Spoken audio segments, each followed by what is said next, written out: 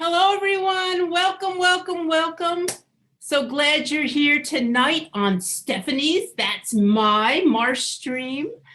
Believe it or not, this begins our 8th week of MarshStream.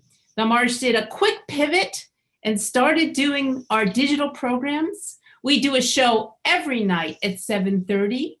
Tonight is MarshStream.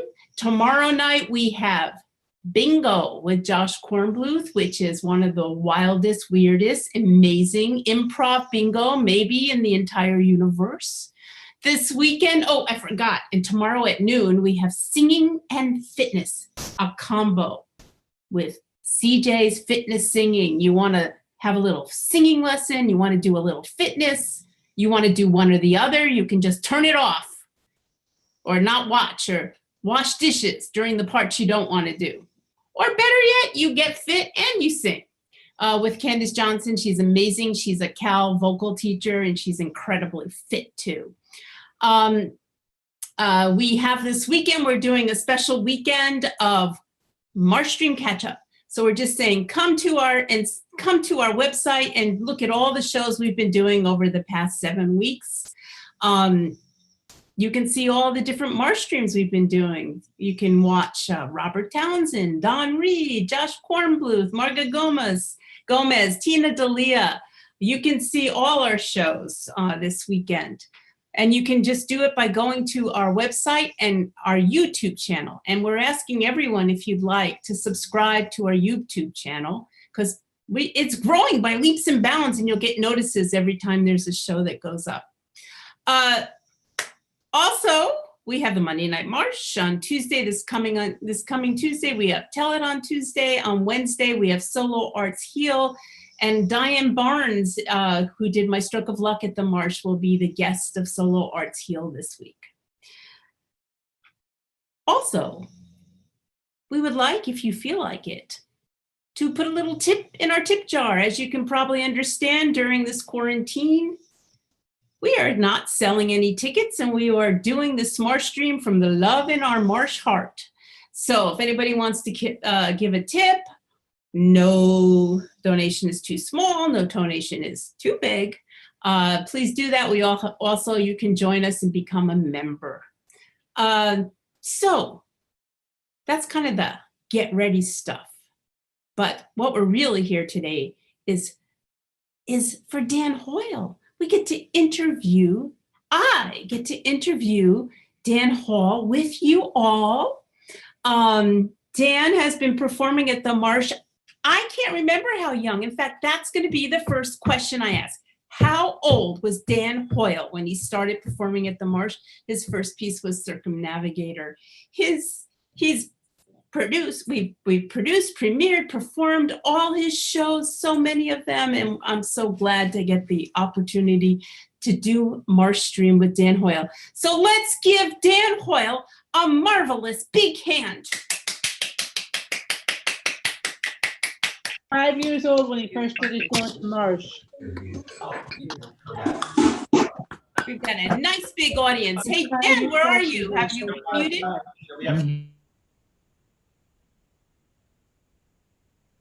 Dan. Yes. Where are you, Dan? I don't see your picture. I'm here. I just have, I've got some new looks. Look at you. Look at you. What's new? What looks, oh, look at that hair. Oh my goodness. Is that the longest your hair has been since when? This is like the longest my hair's been since I was, well, no. Yeah. Since I was living in Spain, I was 21.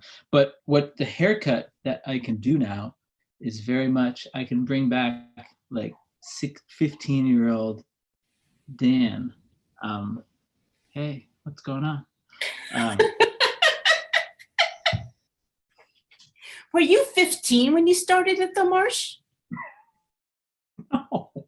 No, the first show I saw at the Marsh, I was probably 17 when I saw Charlie's, I believe it was Ralph Nader is Missing. And I remember my mom took me, and that was my, you know, I was a good San Francisco kid, and I remember being so tickled by the plot point that the bullet was stopped by the bit of honey chocolate bar that was in, I think, Ralph Nader's pocket. And I tell that to Charlie often. So that was your first show that you saw. How old were you? I saw. missed that. Were you 17? I think I was, I was in high school. I think I was 16, 17. Wow. And then you started on your personal trajectory. So tell us, the first show you did at the Marsh was Circumnavigator, correct? Yeah. Somebody said I was 5. I thought that was good. No, I was, sorry, now I'm reading the chats. I was 24 when Circumnavigator started, and I'm now 112, but I'm glad to still be doing shows at the Marsh. You look 112 with 15-year-old hair. It's an amazing dichotomy, Dan. Dang. So, okay, so you did Circumnavigator. That was what year? Ha! We'll figure it out. That was 2004. Wow. And so can we just go through kind of a bio of you, your performance? That's it? Yeah. Is sorry, I've been watching a lot of old 90s sports highlights, and so that type of music in mind. I did Circumnavigator, and then I did Florida 2004, The Big Bummer. That was in 2005, and I had to stop that to go to Nigeria. And then I did Things That Happen is 2007, and then The Real Americans is 2010. Each and Everything was 2014, and Border People was 2019. Last year, the year before, one year be COVID. Okay, so how did this? So you do you would call tell us, what would you call what you do? A journalistic theater? How did this all come to be? That's what I call it. I call it journalistic theater. Sometimes people call it theatrical journalism. I insist on the grammatically strange journalistic theater because at the end of the day, it's theater, and that's the medium that it is existing in. And it's based on people and conversations, but there is my own writing in service of the larger emotional truth, trying to give audiences what I experienced, and so I sort of translate that to theater.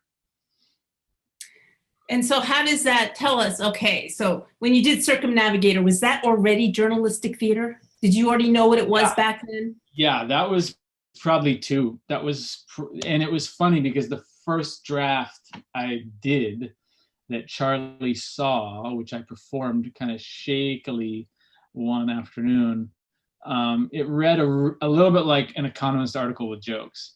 It was like there's definitely some passages where it's like, wow, it's quite a factoid. Did you just like drop the GDP of India over the last 5 years into a monologue? I'm not sure that. I think there's been a trajectory in figuring out and getting better at a lot of it too is finding ways in the research to sort of have more intimate interactions with folks, and to you always want people's personal stories, and that sort of illuminates the larger themes. So did you work with Charlie Varon on Circumnavigator, or did you wait till your next show? No. I went back I came back, I went to school in Chicago or Northwestern, and then I lived in Spain, and then but I kind of always knew, I mean, the real thing was like when I was 18, I saw Danny Hawk's show, Jails, Hospitals, and Hip Hop. And I was like, oh, that's what I want to do. But I didn't really want to tell anyone that, because then that was sort of my secret that I nursed. And then I went to Northwestern and I studied performance studies, which was amazing. I found out there is a major where you go out into the world and you hang out with people and you sort of embed yourself, immerse yourself in a subculture and create relationships and then create theater about that experience.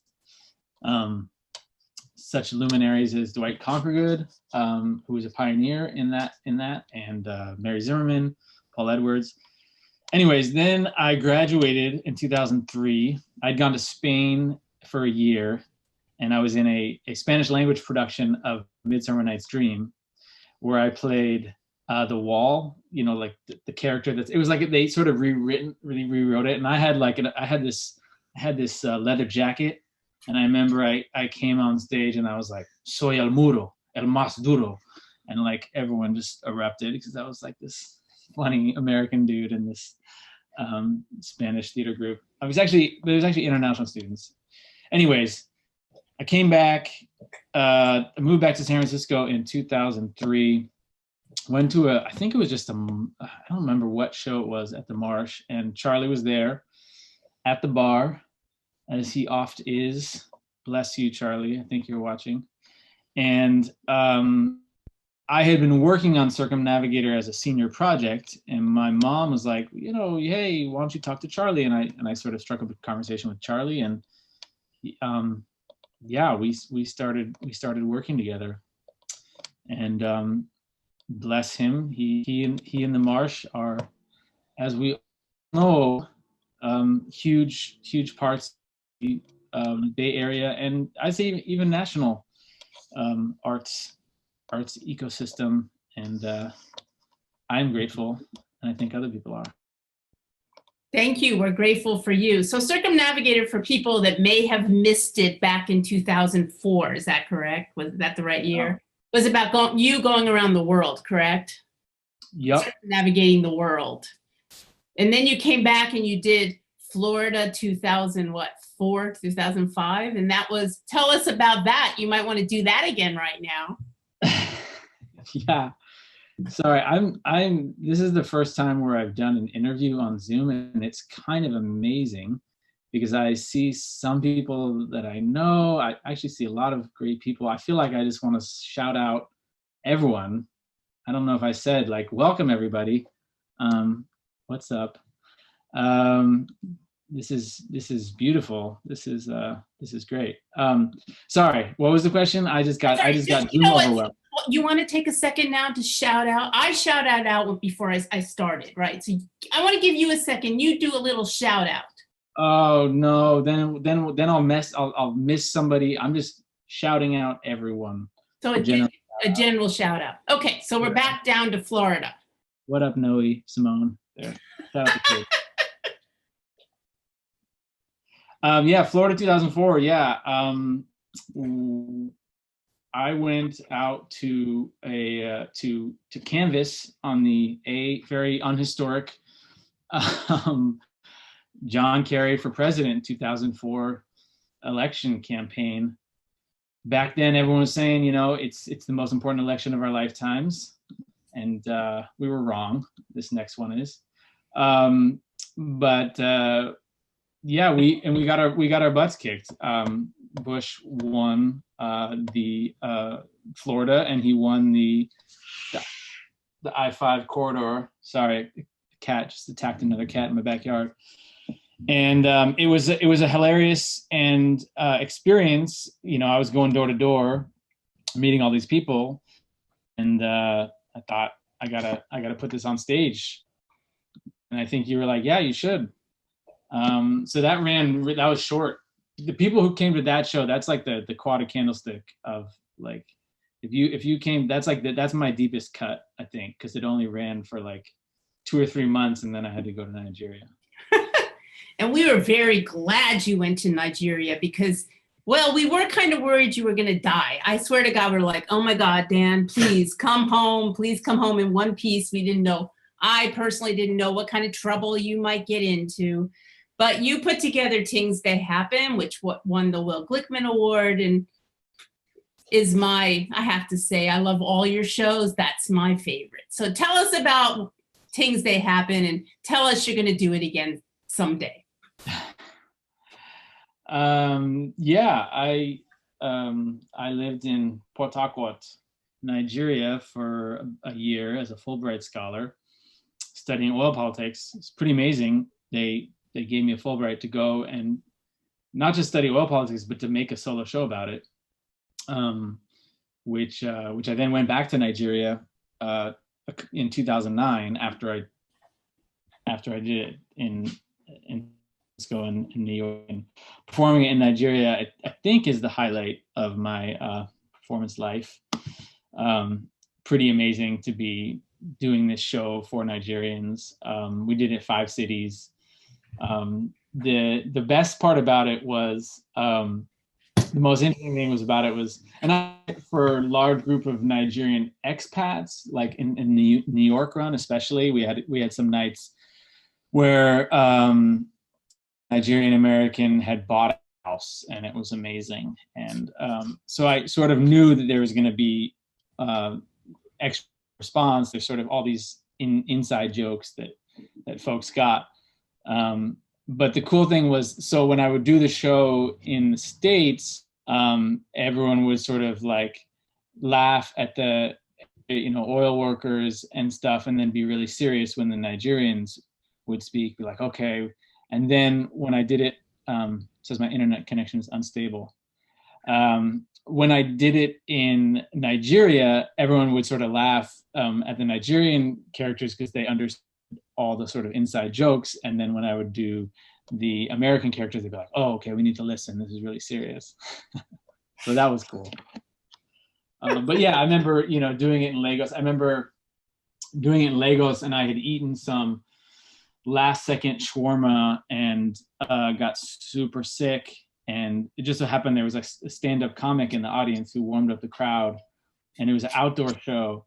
And I went on having sort of just vomited my guts for the last 2 hours, and did the show outside in the sticky heat. And it was kind of amazing because it was sort of pin drop moment in this outdoor place in Lagos, and everyone leapt to their feet.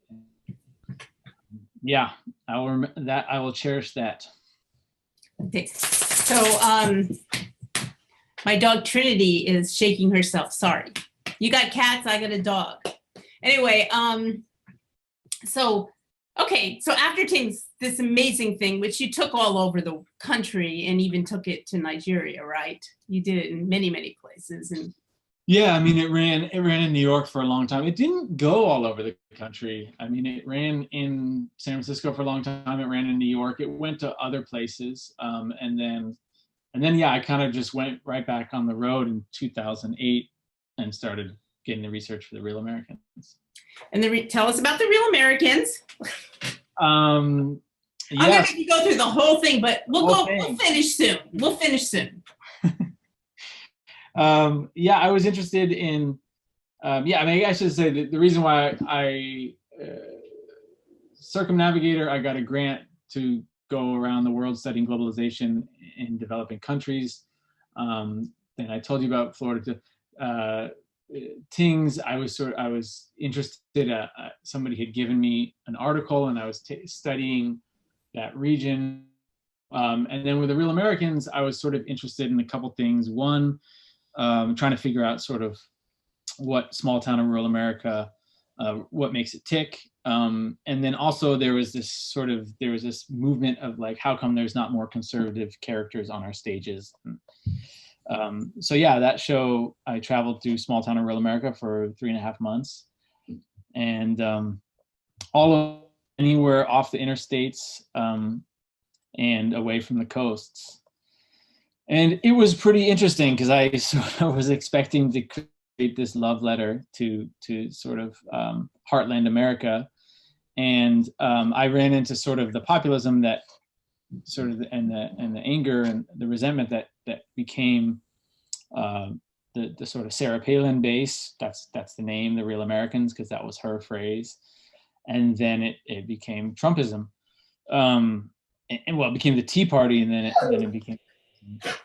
So yeah, then I did that in San Francisco for a long time, and that went all over the country. And yeah, it was, that's the show I performed the most. I think I've done something performances of that. Is there some story that, or some event that sticks out either on you developing in your travels or when you perform that you'd like to tell us about? Oh, well, I don't know. Yeah, there's so many moments. I mean, I remember one of the funniest things was when I did the first ever workshop reading. It was actually at the Aurora, and I sort of did these characters, and somebody said, the first comment was, I think that the country is changing and you're just not listening. And I remember thinking, right, wish I should have just stayed home and talked to you. But yeah, I mean, I think what the show did is it tried to walk that line between, and it was my experience of really connecting to folks, or at least feeling people's warmth and hospitality, and then also having a real distance on sort of the issues and the viewpoints, and sort of putting that on stage so that audiences kind of are pushed and pulled, and sort of try to humanize. That's kind of what all my stuff does. It tries to sort of, when I go out into the world, I really try to have an open mind, and that show is a classic example of, I wanted to bring in what I found, everything, and I honored the truth of my experience and created the show that was that. And then I try to get inside and, see the world through the eyes of those folks, and then recreate my experiences for people, so that they can experience it in all of the drama and comedy and contradictions. So I don't know if there's one moment that sticks out, but That's okay. So we're almost done, right? So then you went to what's so important right now, a digital show, right? Talk about a show about. Yeah. So, Each and Everything, right? So, sorry, we have our neighbors. I should close my window. One moment while I close my window. He's performing. I'm back. He's back. Yeah, Each and Everything. Digital detox.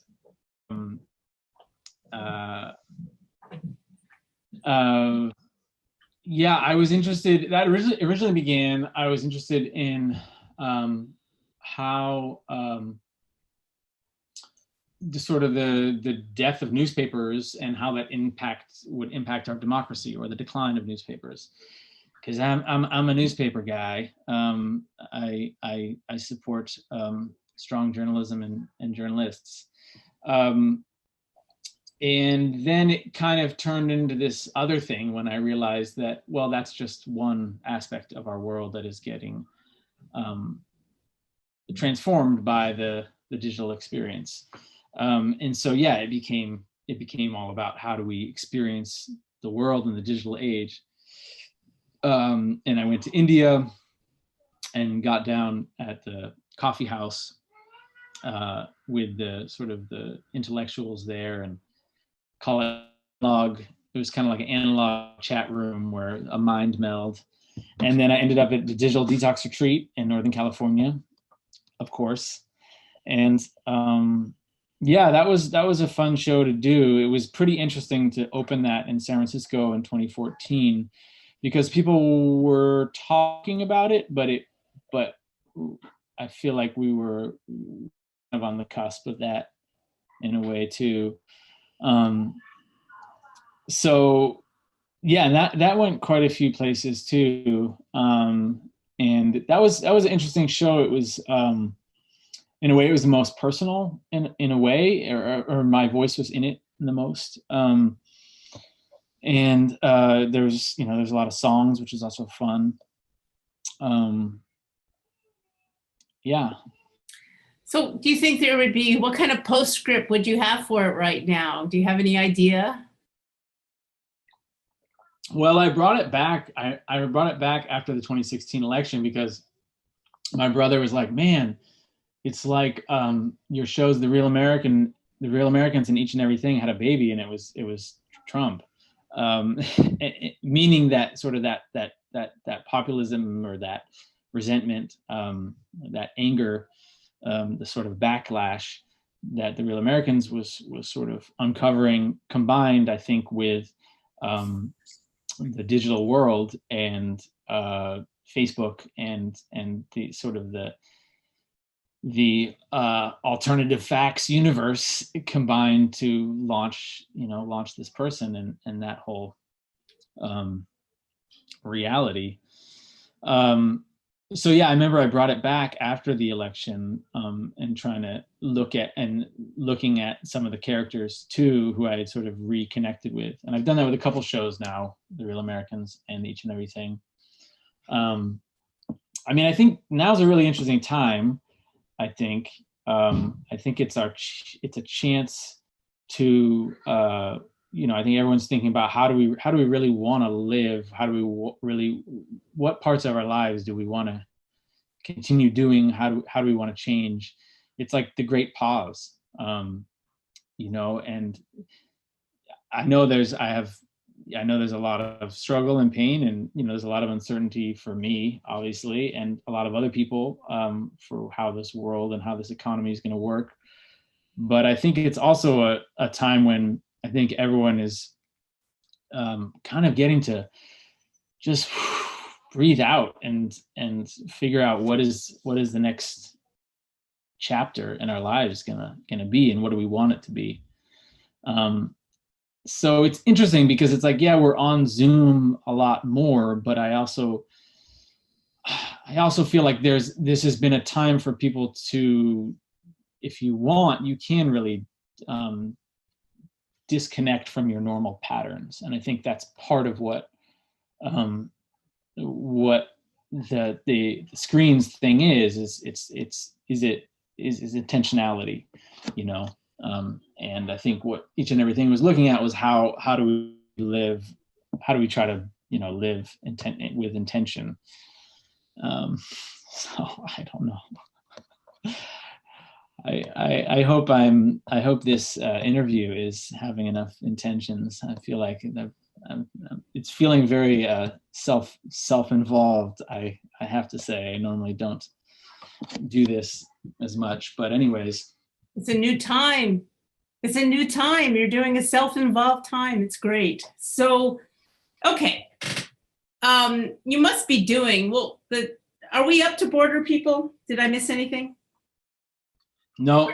Okay. But what have you been, before we do talk about Border People, have you been like doing stuff during this quarantine? Like you want to share some stuff? I've been working on a few things. I'm sort of working on like a quarantine show.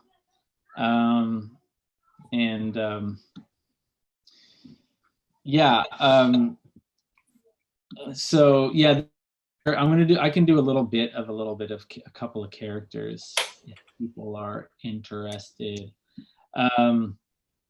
It's kind of, I'm sort of interested. These characters are more like imagined. They're more based on sort of me reading the news and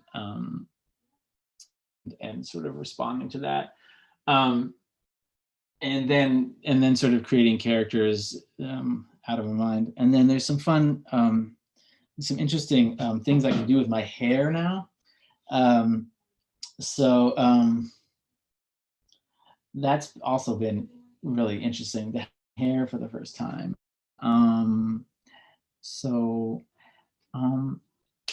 Hey,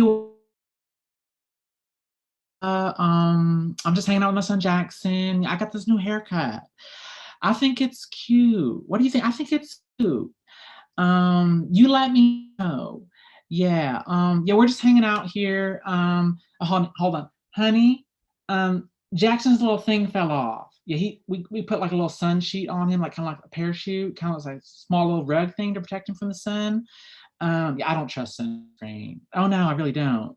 Yeah, I'm a weird hippie mom. People hear my accent, they're like, that don't make sense. I'm like, yeah, we got hippies in the South too, okay? There's hippies who hunt, okay? Yeah, we just had to get out. I mean, you can't stay inside all day and listen to gloom and doom. I mean, you got our president talking about hydrochloroquine or however you say it, being the cure for this COVID-19. I mean, what? He really thinks it's good for malaria? Why wouldn't it work for corona? Sorry, sweetheart, that's not how it works. And then like maybe go ahead and inject yourself with bleach. I'm like, did he really just say that? That's like some shit some runaway junkie tells you, and you just nod your head and say, oh, okay, figure out what his face tats say. That's the level of our president right now. Okay, that's what we're dealing with. Just like nod and say, and back away. So I don't know. I have a whole story for her, but that's just like a little bit of her. That's great. That's great. Do you want anybody else? You any more stories? We want to see you change your hair again. Oh yeah. Well, I also got hats. Yeah, there's this guy I've been working on a little bit. I could do. Let me see here.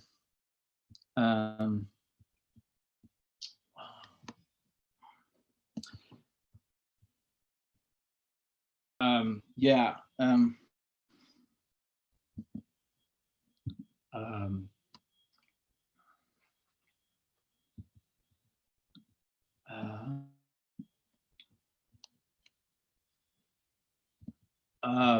Yeah. Hi everyone. I'm just checking to see how you're doing. During this really difficult time with no sports. Thought I'd just reach out to sports fans and thinking about you. My ex always used to say it's just a game, and she's right and she's wrong. It's just a game, but it's also my anchor. All the big moments in my life are tied to big games. I'm talking on all tracks, emotional, social, political, sexual, intellectual, and it took me a long time to come to terms with this. But once I accepted me for who I am, someone who just really loves sports and all the different aspects of sports, and then I'm proud of that and engaged in trying to create a culture of positive masculinity around sports consumption, it's been huge.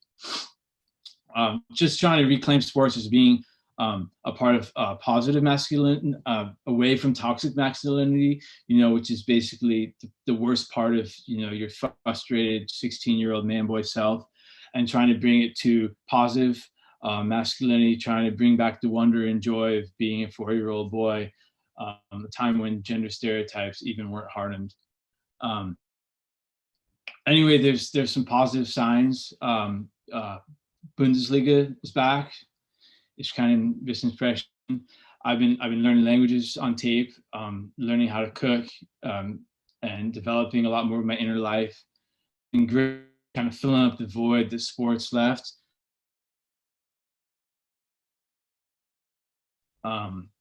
Also, there's Korean baseball. It's a challenge. The games come out at 3 or 4, but this 19 is a real test. And if waking up at 3 a.m. is what's needed, I'm going to answer the bell or the alarm clock. Actually, it's a ringtone on my phone. It's the NBA's theme song. Anyways, so a little bit of him, and he has sort of a fun. He gets into it, and he has a whole sort of fun story. So yeah, I don't know. Those are some things I'm working on. There's some other characters, but I don't know. It's so interesting to be Zooming. You mean, is this your first Zoom, Dan Hoyle? No. This is just my first audience Zoom. But I'm thinking about I am sort of interested in trying to create a little COVID-19 digital experience. So that's working on Charlie. So are you working with Charlie on it? Yeah. We're working on there's another character. Well, let's do this real quick. There's we've been working. I just sort of I don't know if I want to do that. I don't know. Oh, come on, Dan. Give it a try. Well, it's just um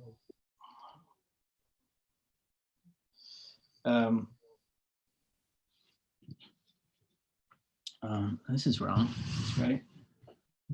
This is wrong.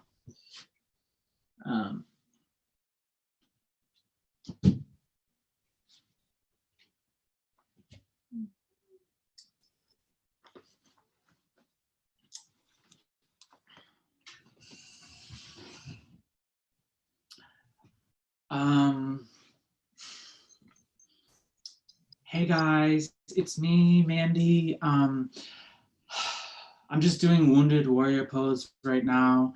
It's a pose I made up for this moment based on how I'm feeling. That's all I'm gonna do with her. But she has a whole little story that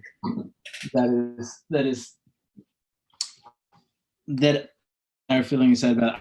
I just literally wrote her yesterday. So I don't know. She's sort of doing all these things. We'll get there. Well, we've got Susan Parkinson says the idea of a Dan Hoyle show coming out of this pandemic is going to literally sustain me for the next year. So look at that. Look at that. Thank you. So that is so kind. Thank you. Yeah, well, it's been good to be writing and to be working towards creating something. And I hope y'all check it out. Is this the first show if it becomes when it becomes a show that you didn't go somewhere to do? Yeah. The quarantine show's forcing you to stay home and do something right in the house, huh? Yeah. It's yeah. Okay. So tell us a little bit. You've been working with Charlie Barron on all the shows. I can't remember. Did you say you worked with him on Circumnavigator or not? Yeah. We've been working since the beginning. Yes. Sorry, I'm just seeing something in the chat. Yes. Mandy has a whole different series of poses. Yeah, she has some good ones. I don't know. But yeah. We're feeling good. What was the question? The question was, what's it like to work with Charlie? What's it like to develop shows with Charlie Barron, who you've been working with since Circumnavigator? Or just talk about what it's like you develop a show during the quarantine. You might with him. How are you doing it? Are you doing it on Zoom? Yeah, so I've just been, it's actually funny because I started just throwing up some little character snippets on Instagram a couple months ago just to kind of, I don't know. And then, but it's interesting because what I threw up on Instagram, some of it I've changed it where I'm like, because I'm really, I think the longer I do this, you want if you're going to be with a character for a while, you want to have that level of where's their level of self-awareness. It's more interesting if they are self-aware in some ways and not in others. How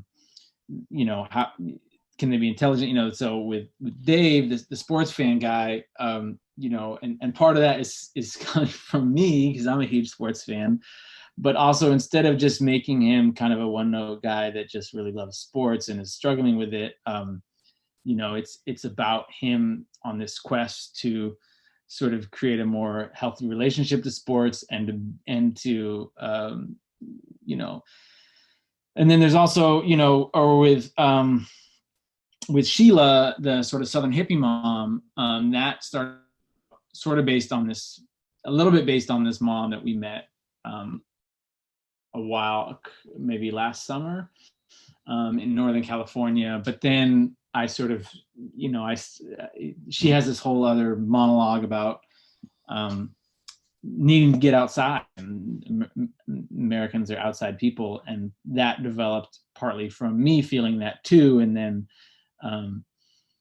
so yeah, and then so with Charlie, we've been Zooming, and Charlie is always has amazing insights into how to delve deeper, or oh, there's juice there, and oh, yeah, what if this, and oh, that, how do you, that phrase needs to be better, and so yeah. It's been quite a partnership over these many, many years. You've done some amazing work, and the two of you have brought the world such wonderful things. Thank you both. Well, we have to finish. We're not finished, but I haven't finished the trajectory. So we have to now talk about Border People, or I will feel like incomplete, and perhaps you too. So Border People, when did it open? And then you brought it to New York. And I think, were you in New York when the quarantine started, or were you home already? No, yeah, the show, the last few shows got canceled. So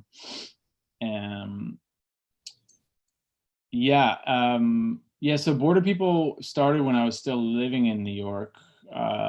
I was an artist in residence at Columbia University's Heyman Center for Humanities, and they wanted me to create a new show, and I didn't know what to write about. And then I'd been kind of interested in this notion of borders, and then Trump got elected, and it just kind of clicked. And I first read about the refugee safe houses, so I went up to the northern border, Buffalo, and then Fort Erie, Buffalo, New York, and then Fort Erie, Canada, where folks were trying to get into Canada, trying to get asylum status in Canada, because they were, really scared about not being able to get it in the U.S., or just the general climate. I mean, some people just, the general climate was just felt threatening to them. And then I had also, we lived in the Bronx. We lived in the South Bronx, a couple blocks from a couple of big housing projects, the Jackson Homes and the Melrose Homes. And I've been hanging out in the courtyard there for a different, just a play that I wrote called The Block.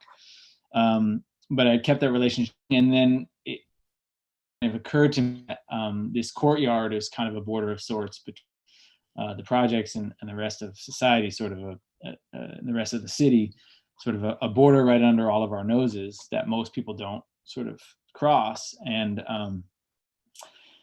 then I went to the southern border last, and it was, the idea was sort of to have a new lens on this sort of story that we always hear about. And yeah, the story, the stories and the people in there are all, very much based on people, that show is really close to my heart too. It's sort of in some way the sort of the purest form of what I do, because there's that show and Things That Happen are the ones where I don't speak at all, and I just sort of inhabit and try to recreate these moments and people, and so yeah, that ran in San Francisco for pretty much all of 2019, 2019, and then it went, and it was really cool to do the show in New York. We had a lot of folks come. We had a couple of people whose characters are based on them. Jarrett and Larry. Jarrett saw it 6 times. Larry saw it twice. The experience it's always cool. It's happened several times of, hearing somebody in the audience, laughing and responding to the story that is, their story, that I'm sort of, they've said, yes, go out and retell it, and I'm doing it, and they're vibing on it. And yeah, it's an incredible mind-blowing experience. And I remember I came off the stage after Jarrett saw it, and he said, "Oh man, I loved it.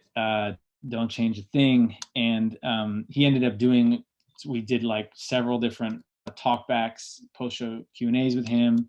And then on opening night, we had Larry there, who has the story from Jackson Holmes about police-involved shootings, and then talks about his teacup Yorkies. And he was in the front row on opening night, so I could see him. And he's like later on in the show, he's kind of the last third of the show, and I start doing him, and he's with his daughter, and I see his daughter just start elbowing him, and I see him just go. And because he was just like, oh my God. And then I finished the show. It was actually a great opening night. In New York, the press comes before opening, and then you have an opening night that's just more kind of celebratory. And as I was off the stage, he gave me a big hug from the stage and said, "My man." So that was a really cool night, and a really cool experience there. I guess I saw somebody in the chat ask about the Real Americans too, and you had asked about what was an experience that was really cool. I guess that too is I went and did it in North Carolina, and that was the first time I had gotten to do it in the South. And they had Q&As after every show, and the first question of the first Q&A, this guy raised his hand and he said, "Dan, I'm from Arkadelphia, Mississippi, and that's a fine line that you have to walk in this show, and you did it. Congrats." It was just a really cool moment, because I didn't know the way, what he was gonna think, but it was cool. So those, I guess those moments are always sort of the coolest in the performance.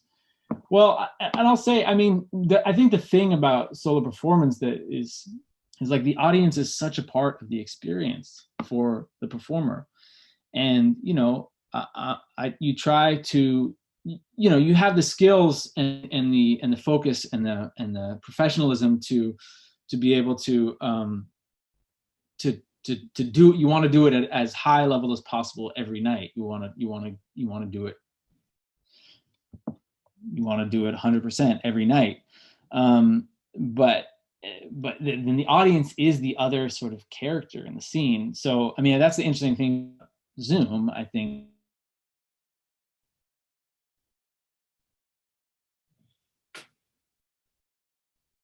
There's not an audience reaction. So yeah, that'll be interesting. Well, we're getting close to the end here, but let's take this to, you come from like kind of San Francisco and are becoming San Francisco performer royalty, right? Your dad's Jeff Hoyle. You were born on a movie set. How did that all influence your life? Like you obviously don't have the same. Yeah, sorry, go ahead. What? I would just say my dad's a Marxist clown, so I think he'd probably blanch at sort of royalty. I get what you're saying, but he would always say, "I'm the fool." So yeah, and I think there's some of that in me too. But yeah, how did it influence my life? Is that your question? Yeah, we'll get past that word I just said. Oh, I understand it as a compliment, of course. I was just. I mean, it's in your blood, it's in your genes, right? The first time I saw you perform right after it, your dad, who I'd never met before, came up to me and said, "He's going to make you a lot of money." It's the first thing he said to me after your first rising at the Marsh. And since then, we have done financially well, but on the other things, we've also now, your dad performs at our theater too. Yeah. But yes, so go ahead. Yeah, sorry, what was the question? I keep seeing this chat. You can the influence of your family on yeah, I think there's a lot of stuff. I mean, I think the imagination, the ability to try to enter into a world, the physical stuff. I think the main, but and somebody says yes, my English teacher mom's love of language, yes, as well. My mom Mary. But I think the main thing is just seeing it as a viable like career, and what you have to do to be able to have a career in the arts. And there's some simple things. I remember my dad gave me my first alarm clock, which I still have, which allows you to wake up from your naps, so you can go to a show and you can take it on the road and you can nap anywhere. But and also just, I mean, a lot of it I think is just like the discipline to to be able to make every day, what are you doing at 10 o'clock? You're writing and rehearsing for 3 hours, 4 hours, whatever. So yeah, that type of stuff. I think that was the biggest thing, just knowing that it was possible. And I remember when I went to college and everyone was just like, so your dad's like an actor? What does he do? Does he just do coke and like party and stuff like that? And I was like, no, he drinks tea and like makes breakfast. And we had a very sort of we had a very stable family, and and a very loving family, and there's lots of jokes, and lots of encouragement of that. So I think that was big. Yeah, and your mom, in addition to her English, she's like the best mom wife to promote you and everybody else's things that you do in your family. I've never seen anything like it, frankly. Yeah, no, and yeah, she's an amazing publicist. I think her line is once a mom, always a publicist, or something like that, which is probably true. And she's a poet as well, and writes amazing poetry. So, well, let's open it up a little bit. Okay, with you to open up with a few questions. Some in the chat, or people can wave their hand, and our producer, Mr. Brian, can make them so they can speak. Does anybody have any questions or want to write them down? Wave your hands. I know there's some different, I mean, there's a whole bunch of different questions in the chat. There is. How do I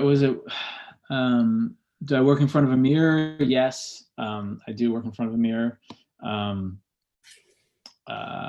What was the other one? How do I recharge? Yeah, before a show, I've done a ton of times. Yeah, there's a long and fairly boring, probably to your process, but on a day that I have a show, pretty much the whole day set up with that,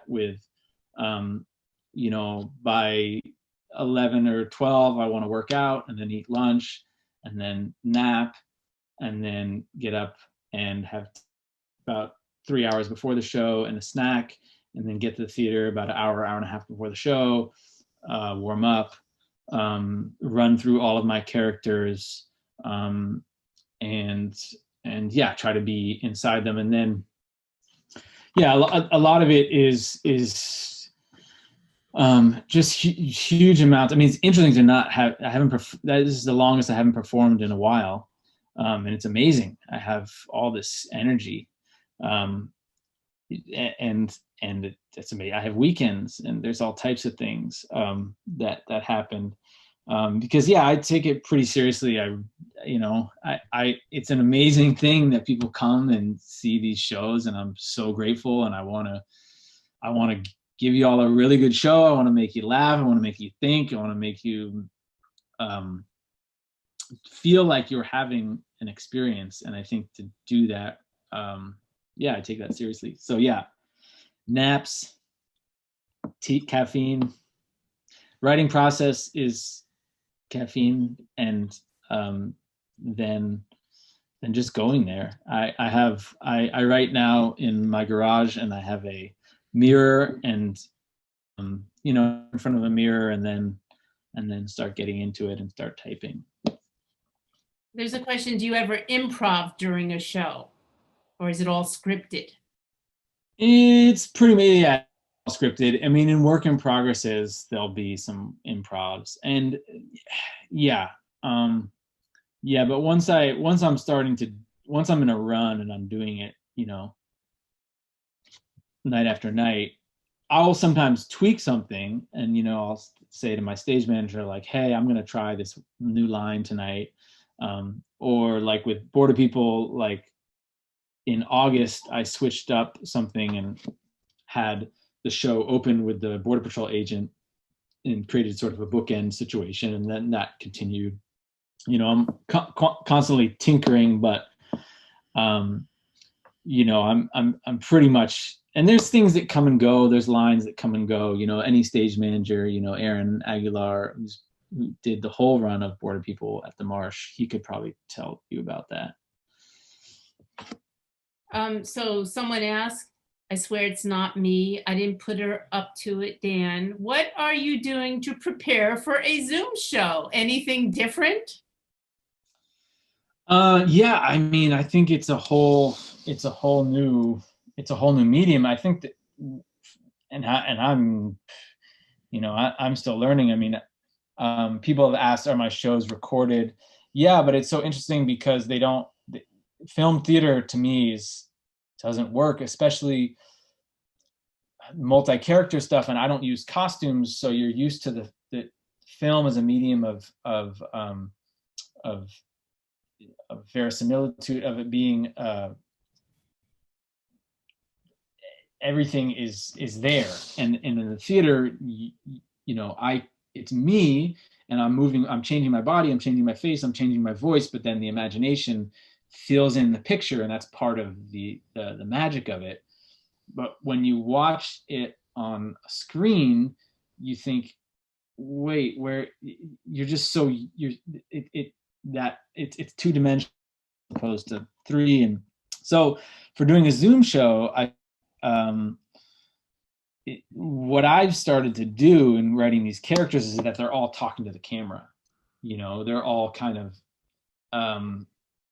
right now they're mostly written as like YouTuber streams, Instagram live streams, somebody who sort of saying like, hey, what's going on? Here's my, I'm going out to the audience, I'm going out to the world, I'm sort of broadcasting myself, which has been kind of interesting. I think right now that's what I got as a principle that I think can work. I've been writing a couple songs. So yeah, it is different. Because, and also like in all my shows, what I've done before, it's like these people are talking to Dan.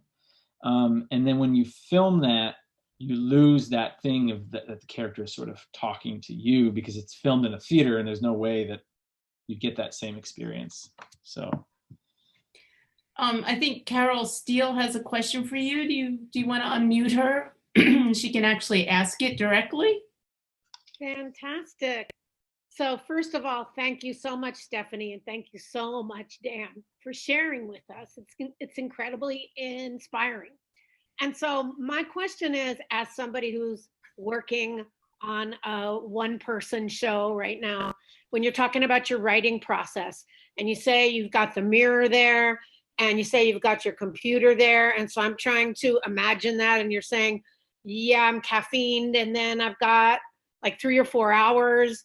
And then my curiosity is like, are you like in front of the mirror, like free forming and doing your character and then writing it, or vice versa, or both ways? Like, I'm just curious about that process. Yeah. So like, so Mandy, yeah, it was funny. Mandy, this character I was just doing, who had was doing the yoga poses. I had read this article about folks who high net worth individuals who were quarantining in like Hawaii or something like that. And so I was sort of interested in doing something like that. And then I got in front of the mirror and I had this, and I sort of thought, oh, what if she's kind of like leading a yoga class, you know, or I started doing these poses. So I thought, oh, cool. So yeah, I sometimes tell people like, don't put a chair in, but when you're writing, because then it will keep you to get up if you're doing a solo. But I don't know. I just think that you're just trying to get into the place where you are in that person's consciousness, essentially, that you're creating, that there's no layer between you and the person's consciousness. And because ideally what happens is you then get into the space where you don't want to write jokes, you just want to write that person's reality. And if it's sort of accurate and and true and nuanced, then it will be funny and it will be touching. So you're just trying to dive into another reality and then just stay there, I think. And kind of play with it. Mm-hmm. Thank you so much. Thank you. Sure. Well, should we take one more question? Let's see. I can't find it now. I think you remove your judgment of the person, which makes the character feel true. Is that something you do?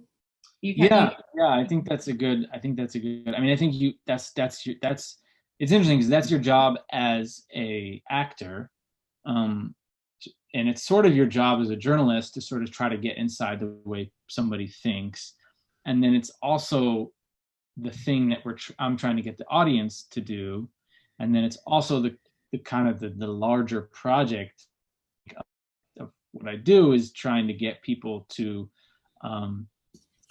step inside, to imagine what it's like to be these other people and to try to understand what the world looks like through these other people's eyes. And we're never going to get there 100%, of course, you know. But I think it does change the way you go about your life and the way you live your life, instead of being like, man, what the heck is wrong with that person? If you can be like, whoa, hold on, let me think, like, if all these things were true about my life, you know. And yeah, I see somebody saying in creating character, you would pin down the way they talk and look in one brief interview. Sometimes, you know, I've been lucky with Border People. I got to go back a lot and talk to people multiple times. I think one of the things that is different about what I do is I'm able to, and sometimes I hang over a day or two at a time, you know. I'm able to, I think what you see is that the relationship that gets built, so that you see, sometimes you see it in the monologue of like the person at first is kind of like standoffish, and or they're presenting their normal sort of outside presented persona or identity, and then you see the layers peel back and you sort of get to know somebody, which I think is, and yeah, and part of, for me, I think the goal is also trying to sort of encourage people and give people courage themselves to have those types of interactions at whatever level. Some people say, oh, I'm so shy, you know, or some people say, oh, you know, I don't have, you know, you're a straight white guy, so there's avenues and levels of safety that you have that I don't have. And I definitely understand that. I think the goal is for everyone to be able to, you know, in whatever way you can, you know. And I, some people being like, well, I was going home on the BART and I decided to talk to this old lady on the train, or you know, my friend Pratim would always say, you know, man, if you want to get to know somebody, just stand close to them, you know. I think that's true. Well, Dan, thank you so much. This has been wonderful. I think the people in the chat, when I'm just going to close up, but stick around. You might want to look at the chat and say hello to people. Does that sound good, Dan? Yeah. Hello, everyone. Thank you. I hope it was enjoyable, some level. Thank you. Thank you. you. Thank you. Thank Thank you. you. Thank you so much. Remember seeing your father perform Thanks. and then to hear that his son is growing up also a performer. It was a real treat. Thank you. Thanks, Dan. Thank you. Everyone. Thank you, Dan. Thank you Take so care, much. Dan. Can we leave now? Thank you, Dan. I want to mention before we all leave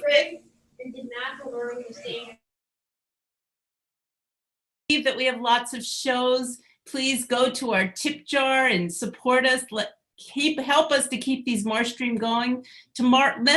Next week's Stephanie's MarshStream is with Maureen Langen. I think you'll really love it. But let's all once again give a great big hand to Dan Hoyle. Fabulous Dan Hoyle, and this was a really wonderful interview. Thank you so much. Yay.